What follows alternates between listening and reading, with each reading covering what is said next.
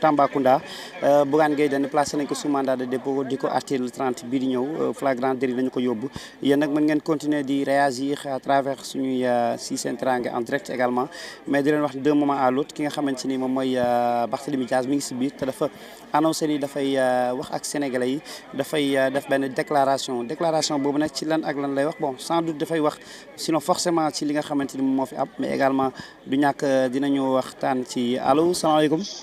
waaleykum salaam ñu ngi ziar bu baax. waaw moom kooku la Mamadou Diouf. waaw moom la kay. waaw Mamadou borom Guédiawaye ñu ngi lay ziar. waaye ñu ngi lay masawu bu baax gars yi. ñu ngi lay masawu bu baax. merci beaucoup. et on vous encourage et vous félicite par rapport ak sa kii bi la. waaw ñu ngi leen di ñaanal bu baax tamit. gis nga lu fi xew. lii buñ ko bàyyi woon mu dem. buñ ko bàyyi woon mu dem. ëllëg lan la ñuy wax suñu takk der yi. et puis buñ ko bàyyoon mu jàll. Bougane ban pali yi lay tagaat encore. nit ñi gis nañ des vidéos. souvent yi di force ay barrage des forces de défense et de sécurité ñoom information yu ñu am yow amuloo ko. ñoom li leen waroon yegg président kañ la mos a voyagé ak train militaire. loo rek langage la. loolu rek langage la. mais su ma te pour rappel rek man musuma gis garde corps Sonko par exemple. musuma ko gis ñuy jéem a outragé ay FDS. bañ day parce que li ma jot a dégg rek mais damay wax li may wax rek te yàlla sax. soo ko def ne ay garde corps amuñu sax anam ndax dafa leen ko tere. yow ñu gis sa garde corps di pousse di outragé Mamadou xam naa maa ngi lay lambaat léegi Barth mooy génn ni dañ ko bëgg a jël voilà après léegi ñu déggoo incha allah. merci beaucoup voilà Barthélémy Dias moo nekk noonu di ñëw pour yéen ñi nga xamante ne ñu suivre voilà ñu xaar c'est bon voilà ñu xaar nga xamante ni moom mooy Barthélémy c'est bon xaaral Sen TV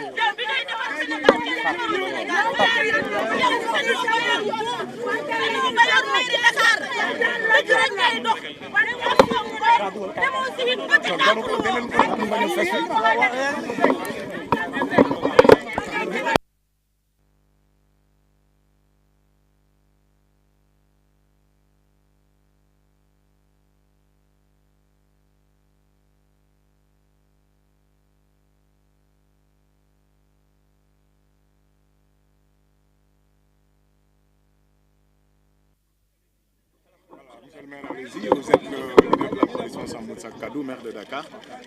Votre commentaire par rapport justement à la décision que vient de prendre le procureur de Tambacounda. Je ne commenterai pas la décision prise par le procureur de Tambacounda parce que la décision ne vient pas du procureur.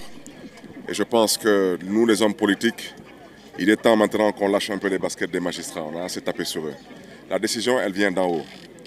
Elle vient particulièrement de celui que j'ai baptisé Mimi, qui a passé tout son temps à mentir au peuple sénégalais, qui a démontré à suffisance son incompétence et au besoin aujourd'hui qui continue à manipuler et bien sûr pour pouvoir masquer son incapacité à diriger ce pays. M. Bougane Gueye Dany est un otage du régime de Mimi. M. Bougane Gueye Dany dérange aujourd'hui le régime de Mimi. M. Bougane Gueye Dany est un candidat sur une liste validée par le Conseil constitutionnel. Vous comprendrez aisément, nous sommes lundi aujourd'hui. On veut nous faire croire que M. Bougane Gueye Dany sera présenté au juge en flagrant délit. Est-ce que quelqu'un peut croire ici que durant toute cette semaine-là, ça veut dire d'aujourd'hui au vendredi 25, qu'il n'y a pas une seule audience de flagrant délit à Tambacounda? Si c'est le cas, c'est que Tambacounda ne fait pas partie du Sénégal. Parce qu'à Dakar, il y a des audiences en flagrant délit tous les jours. S'il n'y a pas d'audience toute cette semaine à Tambacounda en flagrant délit, je le répète.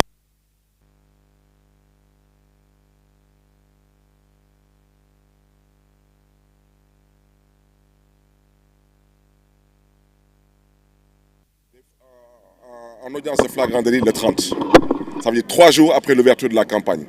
Ce n'est que du divertissement, ce sont des enfantillages, nous ne tomberons pas dans ce panneau. Nous lançons un message au peuple sénégalais. Nous lançons un message à tous ces Sénégalais qui se sont battus, corps et âme. Certains ont versé leur sang, d'autres ont été privés de liberté. Paix aux âmes de ceux qui nous ont quittés, de se mobiliser. Il y a eu trop de sang versé, trop de sacrifices consentis pour que le Sénégal revienne en arrière. La vérité aujourd'hui, il y a des gens qui sont arrivés au pouvoir il y a 7 mois de cela, avec un score mais plus qu'honorable de 54%. Et aujourd'hui, on finit de montrer leur vrai visage. Et ça, j'insiste là-dessus. Et aujourd'hui, ces gens, comme vous le saviez, avant, ils aimaient être dans la rue. C'était terrain Akapes, terrain Kharial, terrain Kermassar. Maintenant, ils préfèrent s'enfermer dans des salles.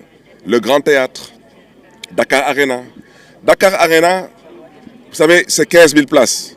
15 000 places, vous devez le faire quasiment 4 fois pour avoir un seul député. Donc franchement, le mensonge, l'incompétence, la manipulation et l'incapacité, ça doit franchement arrêter. Donc c'est de ça qu'il s'agit aujourd'hui. C'est les Sénégalais qui doivent ouvrir leurs yeux. Parce que ce pays nous appartient à nous tous. Vous avez eu un espoir porté sur un parti, sur un homme. Ce parti et cet homme sont en train de vous montrer leurs limites. Si maintenant, cette élection, certains pensent qu'ils vont refroidir nos ardeurs en arrêtant des leaders de cette coalition, ils se trompent lourdement. Vous avez vu, nous sommes venus paisiblement ici. Paisiblement, je le répète. Tout le monde l'a vu, tout le monde l'a constaté. Ils n'ont pas trouvé autre chose que d'amener des gens ici payés à 2 000 francs, 3 000 francs la journée pour chercher à nous insulter. Je préfère le leur dire pour la dernière fois. S'il y a des dérapages, c'est eux seuls qui seront responsables de ces dérapages. Parce que s'il y a une personne dans ce groupe là-bas qui me connaît très bien, c'est bien Mimi. Et il sait très bien que je ne fais pas partie de cette race d'hommes politiques qu'on menace ou qu'on intimide. Il me connaît très bien. Donc je les invite à un peu plus de lucidité, de sérénité, de faire preuve de tenue et de retenue. Parce que le combat, il aura bien lieu. Et le combat, ce n'est pas le folklore politique. Les Sénégalais sont dans leur maison, dans leur bureau, avec leur carte d'électeur. Et les Sénégalais, une chose est claire et nette, ils sont soucieux de l'avenir et du devenir de ce pays. Mais Bougane Gueye Dany est un homme politique. Il sait très bien que ça, c'est un passage peut-être des fois, malheureusement, je ne dirais pas obligatoire, mais forcé. Je lui ai seulement dit qu'il occupera la même cellule que j'ai occupée à la prison de Tambacounda il y a quasiment maintenant 13 ans de cela.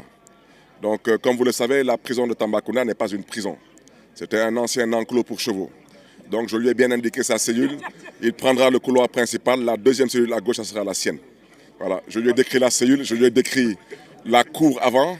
Et je lui ai aussi expliqué qu'il va occuper le secteur des mineurs, des jeunes.